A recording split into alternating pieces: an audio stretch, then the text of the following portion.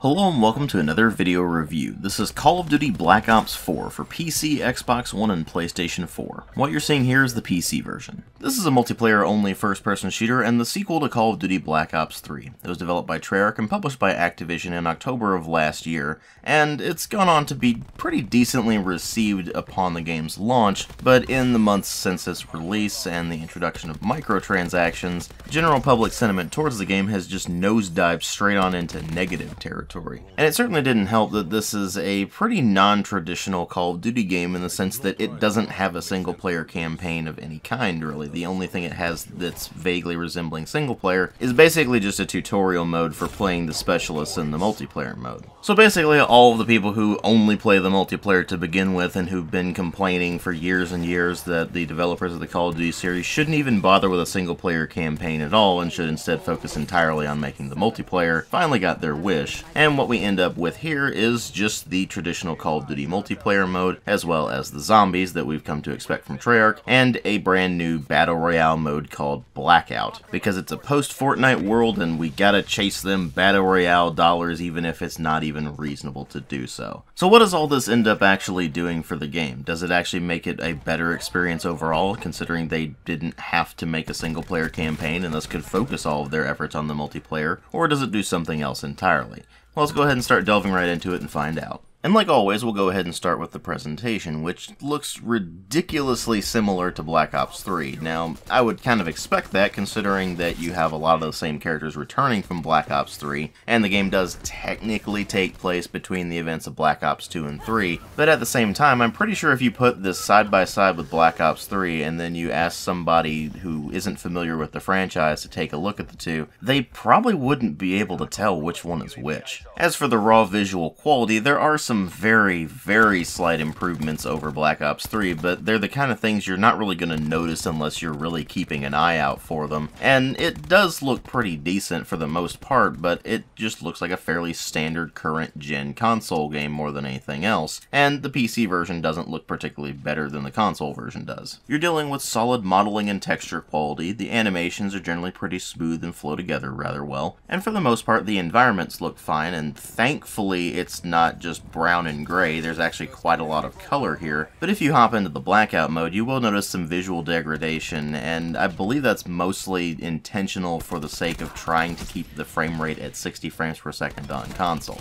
Of course, it does still do this on PC, even if you have all of your graphics settings maxed out like I do, and it doesn't really massively detract from the game, but it is noticeable at times, and it's mostly with regards to things like environmental textures. So it doesn't make the game look outright bad, but you do notice it on occasion, and it's a bit disappointing on PC at least. Now, if anything, what makes the game look outright bad from actually playing it are the cosmetic items that you can equip and that came out since the game's launch that are just extremely gaudy and hideous. But at least you don't have to get those yourself if you don't want them, you just have to put up with everybody else who has them running them, and that's annoying enough. Another major issue with the visuals is the interface, which, depending on what you're looking at, can be just unintuitive at best and outright confusing at worst. I mean, if you hop into the shop in this, it's just a mess. It's hard to navigate, it's hard to tell exactly what's available for purchase, and you're not even really sure if the things that you're seeing people running around with in-game are actually available for purchase, or if they're in the loot boxes, because of course the game has loot boxes, or if there's some way you can earn them by simply playing the game, because there's no menu option to just look at a gallery of what is available for character customization, because if you go into, say, the Specialist HQ where you would see all that sort of thing, it only shows you the things you've unlocked. So that ends up being pretty frustrating when you get down to it, but then it gets worse than that, because once you go into the game proper and you start actually trying to play it, the actual interface just for simply playing the game is a bit of a mess too. So if you go in and you join a game in progress, it's just going to throw you into the game with whatever your default class selection is, which as far as I can tell is just based on whatever class you happen to play last. And then if you want to change that, then you have to go into the menu and go to the pick a specialist screen, and then you have to go to the choose class screen within that, and then you can finally select a loadout. And it just ends up being an unnecessarily frustrating mess of an interface that just gets irritating more than anything else. Then if you move over into sound design, it really doesn't get much better. I mean, it has a soundtrack that's apparently done by Jack Wall, and it's not a bad soundtrack, but it's definitely derivative of previous Black Ops games, and it's not really something that you're going to notice all that much, oddly enough, because the times you really would notice a soundtrack for something like this are in the single-player campaign, which this doesn't have. So instead, you're just getting the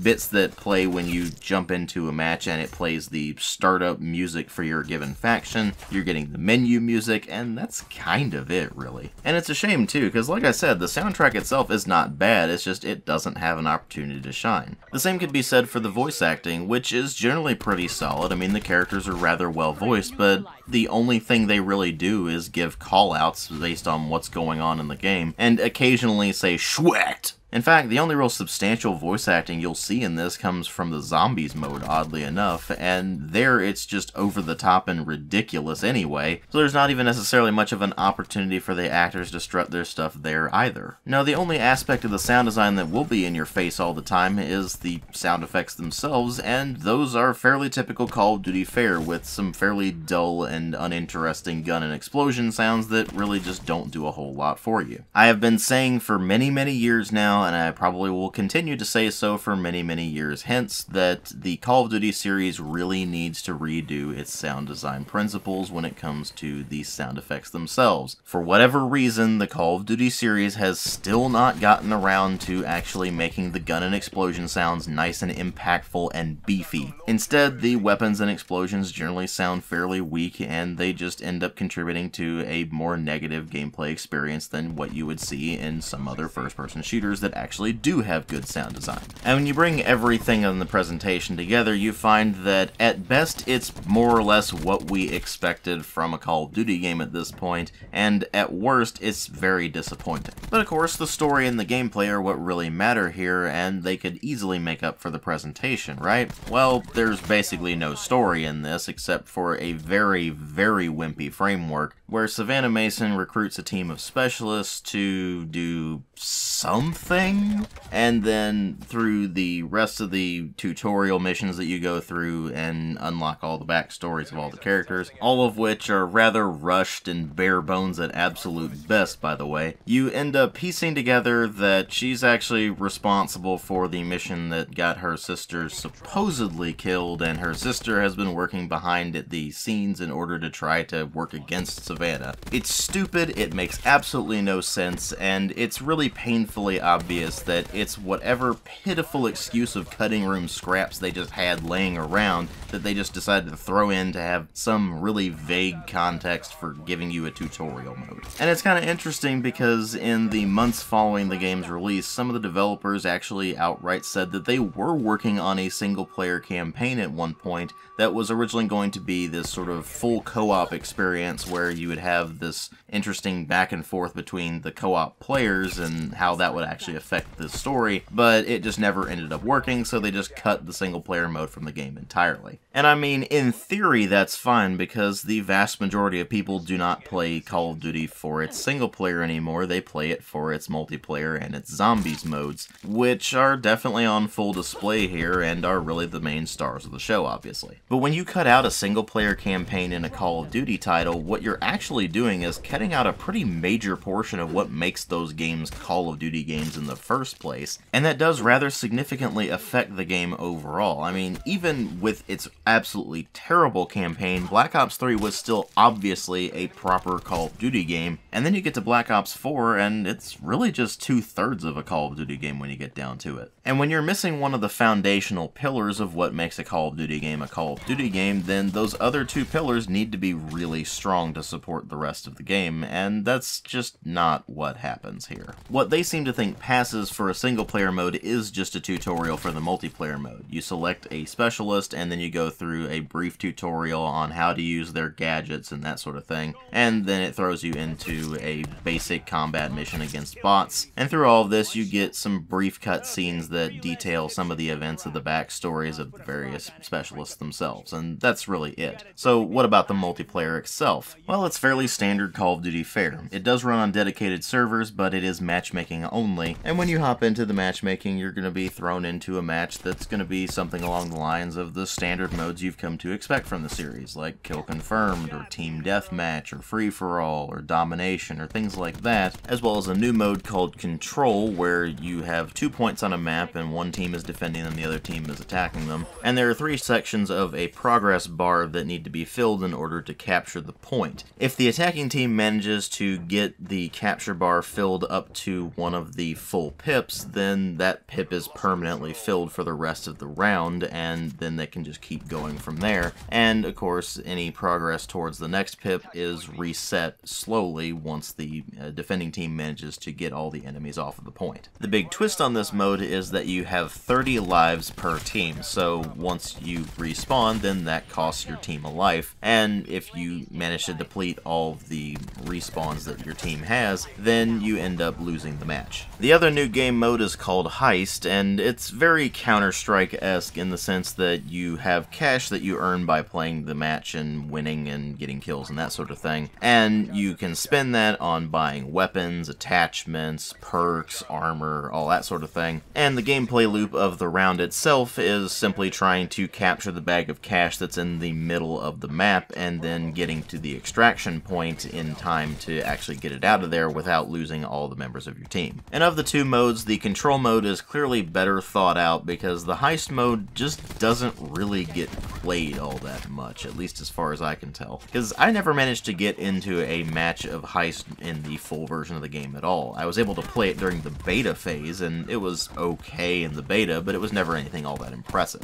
The control mode, on the other hand, does get played a fair bit, and it's certainly a welcome addition to the Call of Duty formula, so hopefully they'll expand upon that in later entries in the series. But then you look at the rest of the multiplayer, and it's more or less what you would expect from a Call of Duty multiplayer title at this point, with the Create a Class system being the Pick 10 system you've come to expect from the Black Ops series, with level-based unlocks for all of the weapons and the perks, which is still incredibly annoying, and to make matters worse, of course, with the weapons, you have the weapon leveling system, where as you continue to use the weapon, gradually you will unlock the ability to add additional attachments to it, with one of the major changes to that system being the concept of operator mods, which are unique modifications available to a single weapon. So for example, with the Auger DMR, you get something called Double Tap, which converts the weapon to fire 2-round bursts instead of just a single round, or you can get the Oppressor mod for the Titan LMG, which suppresses enemies, or things like that, that really fundamentally change how the weapon actually works. And while that additional customization is certainly nice, it does mean that the game is even more unbalanced than it already was in favor of people who've just been playing the game longer and happen to unlock more things, because if you don't have access to the operator mods, well, some of those are ridiculously powerful and can really make a massive difference in a gunfight, especially when you factor in other elements of the game that I will talk about more in a moment. Aside from all of that, they did also introduce a new gear slot, which you can throw things like a ComSec device, which will make score streaks easier to earn,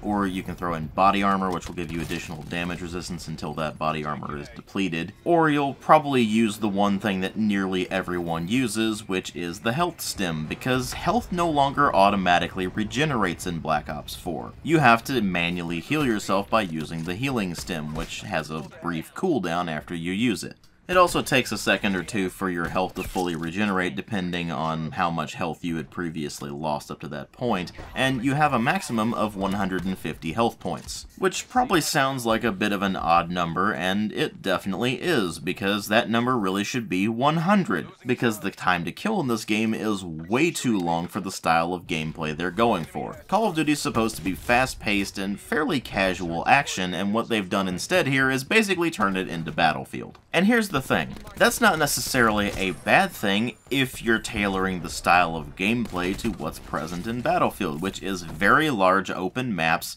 with combined arms gameplay. That's not what Black Ops 4 has. Black Ops 4 is Call of Duty maps, which are small and cramped, and it's supposed to be very fast-paced arcadey action. And a long time to kill for that style of gameplay just does not work very well. And when you add body armor on top of that, it makes the enemies even more resistant to damage because now they have additional health on top of their normal health pool, which means that you're basically turning everybody into a bullet sponge, which may not necessarily sound like a problem until you factor in the level-based unlock system and the reserve crate system, because all of the weapons that you'll be using that will help to mitigate the bullet sponge problem, aka the weapons that either just have a really fast rate of fire and are thus capable of putting a lot of rounds on target in a very short period of time, adding up to a lot of damage, or the weapons that either just kill them in one hit anyway, or are capable of doing enough damage to take an enemy down in really more reasonable Call of Duty standards of basically 3 or 4 hits at most, are all either things that you have to unlock later on in the progression, or that are only available in the reserve crates. This is where the accusations of the game being pay to win at this point are really coming into sharp focus, because a lot of the weapons that they introduced in the reserve crates, which are loot boxes by the way, are the kind of weapons that are going to give you blatant advantages in a system that is built around pretty much everybody being a bullet sponge to some degree. And I mean, you can make an argument in favor of something like the ballistic knife because you actually have to aim the thing and it shoots a projectile instead of being hit scan, but then there's something like the Stingray, which was introduced to the game in a completely overpowered state, and it was so bad and the backlash was so intense that Treyarch ended up having to nerf the thing significantly, so now it went from being completely overpowered to only mostly overpowered. But it gets worse from there. They introduce new content into the game on a fairly regular basis, don't get me wrong, but the amount of stuff you can actually earn just by playing the game normally is mostly just relegated to things like stickers or calling cards or things that people really just don't give much of a crap about. I mean, if you grind enough, then you might be able to get access to a weapon crate guarantee item that will allow you to use a reserve crate, and then it will guarantee that you'll get a weapon in it that will either be a Mark II variant or it'll be one of the new DLC weapons. And chances are it's probably gonna be a Mark II variant, and all the Mark II variants do is give you 25% extra experience points for using them. Yeah, the drop rates for the new DLC weapons in the reserve crates are insanely low, and on top of that, there's always the chance you're gonna get duplicate items of things you already have. I mean, to give you a prime example, early on in my experience playing Black Ops 4's full version, I ended up unlocking a few reserve crates by completing challenges, so I went ahead and opened up whatever ones I had available at the time, and this was at the very beginning of opening loot boxes. I had never opened any before that point, and I ended up unlocking a skin for one of the shotguns that I had not unlocked at that point. So I'm like, okay, cool, I might attach that to the weapon later. And then I opened the next one, and it was the exact same item. That's right, I got a duplicate on the second loot box I opened of the item that I got on the first loot box I opened. So not only can you get duplicate items in the reserve crates, which is insulting to begin with, by the way, but apparently the actual drop rates are all kinds of foobar. So even if you do spend hundreds upon hundreds of dollars on loot boxes, there's a very high chance you're never going to get the items that you actually want out of them, and yet some of those items are only available in the reserve crates. It's downright insulting. And if you somehow manage to get past all of that, when you actually go into the multiplayer itself and you actually start playing it and you experience the gunplay for yourself and you actually start using the specialists themselves, you find that it's more or less the same system that was in Black Ops 3, but very minimally expanded. You have 2 slots for gear for your particular specialist. So you have a signature weapon, which is a ridiculously powerful ultimate ability, and in the case of somebody like, say, Seraph, it's that massive revolver that kills an enemy enemy in one hit, and the shots will go straight through enemies. Or in the case of, say, Outrider, who they added in a DLC and who's just available to everybody, then you get a bow that launches explosive arrows. Or in the case of, say, Firebreak, then it's a flamethrower and things like that. That said, some of the specialists don't actually have signature weapons. They have other abilities, like, say, the tack healing ability that will give your team extra health, and if anybody is already damaged, then it's going to automatically heal them up to full. Aside from whatever ultimate ability the specialist has, the specialist also has a piece of equipment that will usually benefit their team. So in the case of, say, Seraph, she has a tactical insertion beacon that she can place anywhere on the map, and then your team can spawn from that beacon instead of having to pick a random spawn. Outrider has a small drone that can spot enemies, and you can set it to hover in a particular location and just continue to spot. Crash can throw a crate of ammo on the ground that will allow anybody to resupply their ammo up to full. It's all sorts of things that theoretically make the game a bit more team-based and a bit more tactically sound, but in reality, most people don't really care too much, and they're going to end up using the abilities that are going to get them more kills, because this is Call of Duty, and nobody plays Call of Duty with teamwork in mind. And when you slap that together with all the other problems that are present in the standard versus multiplayer, it just ends up being an absolute disaster. And then you move over into the other two modes of play, and you find that they're also kind of a mess in and of themselves. I mean, the Zombies mode has gotten way too overcomplicated. I mean, I never cared about the Zombies mode to begin with, but when I went into this, I'm like, what the hell am I even looking at? And I just ended up hopping into a match, and it's literally the exact same thing you're going to be seeing from any of the previous Call of Duty Zombies modes, where you just go from area to area, you slaughter zombies in waves, and you might have certain objectives that you complete on that particular map, and that's pretty much it. There's some silly dialogue between the characters, and not much more than that. There's really no need to make it overly complicated with loadouts and these various weird card things that you can get and power-ups that you can get before you even hop into the match itself. It's just a mess to deal with, and frankly it makes the Zombies mode even more annoying than it already was. So then you take a look at the final mode of play, which is the Blackout Mode, aka Battle Royale, which to this day I have never managed to get into a truly full game of. I've managed to get into games where there were enough players to start, but they never actually filled up all the way. And if you're wondering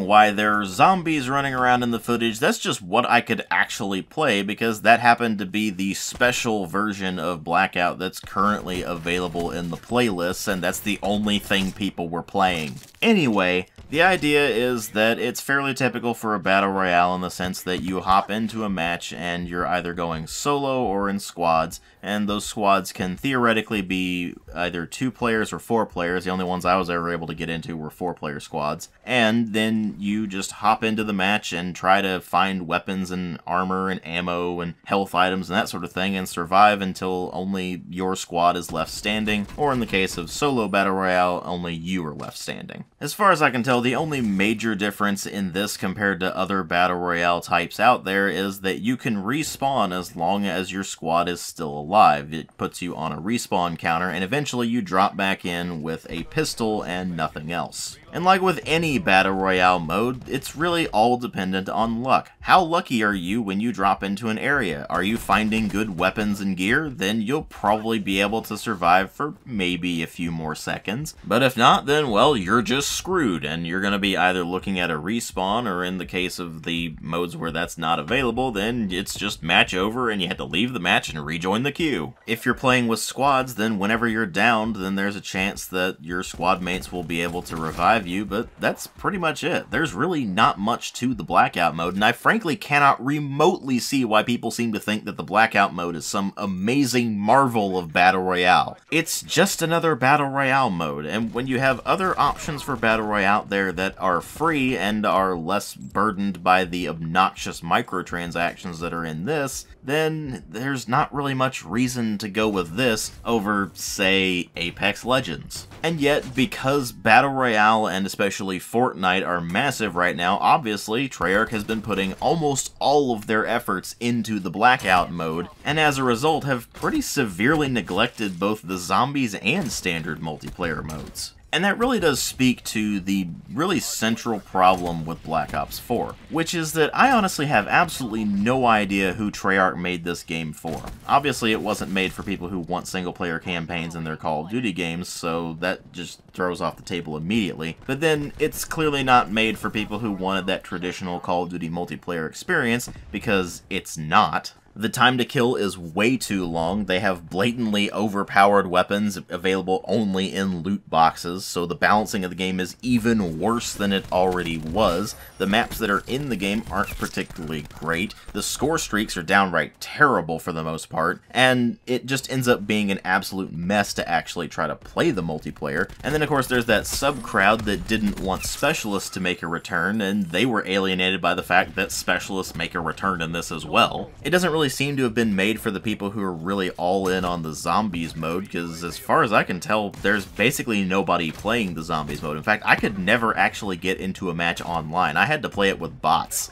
and that's just sad. And then on top of that, the mode that they put literally all of their efforts into, the Battle Royale mode Blackout, is, well, attached to a $60 game when there are other options out there that are free to play. So why would anyone go with something like this for Battle Royale exclusively when they can pick up the likes of, say, Apex Legends or any number of other free-to-play Battle Royale games out there right now? Or hell, even if you don't want to get a free-to-play one, there's games like PUBG, which does go on sale pretty frequently, and it's cheaper than Black Ops 4 to begin with, so why wouldn't you go with something like that? It's like Treyarch has absolutely no idea what to do with the Call of Duty franchise anymore, has no idea what the series' identity is anymore, and are just looking at whatever popular trends are going on in the market right now and saying, well, let's just copy-paste that and hope it works. And while that's been a problem to some degree in the series for a while now, it's especially problematic with Black Ops 4 because it means that the game really doesn't have much of an identity of its own. And when you combine all of that with the complete lack of single player, the craptastic multiplayer, the absurd microtransactions, down to things like having to pay like $2 for a frickin' dot reticle for your red dot sight. I mean, come on. Seriously? $2 for a friggin' dot reticle? That's just positively delusional.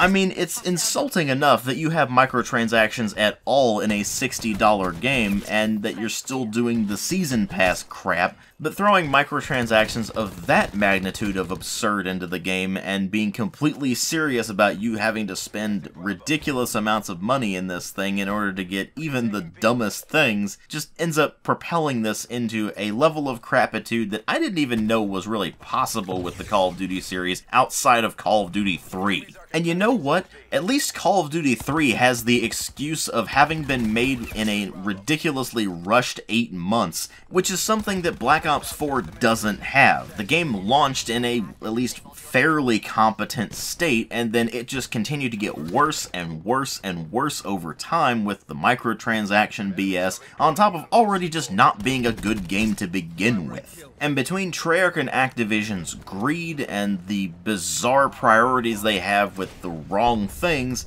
that just ends up turning Black Ops 4 from just a bad game into an outright terrible one. I give it a 1 out of 5. Thanks for watching.